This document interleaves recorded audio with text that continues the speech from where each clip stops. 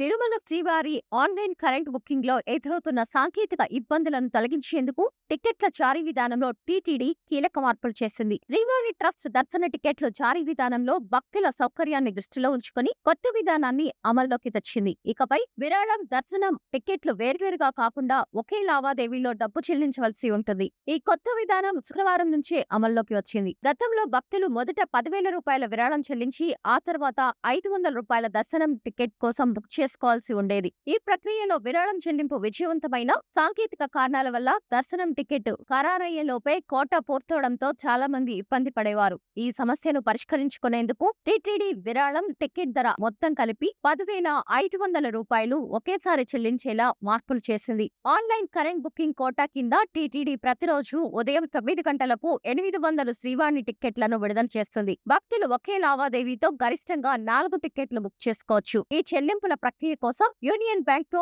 TTD ఒప్పందం చేసుకుంది. UPI, digital debit, credit కార్డుల ద్వారా సులభంగా చెల్లింపులు చేయవచ్చు. ఈ ఆన్లైన్ కరెంట్ బుకింగ్ తో పాటు 3 నెలల ముందుగా అడ్వాన్స్ బుకింగ్ చేసుకునే సౌకర్యం యథావిధిగా కొనసాగుతోంది.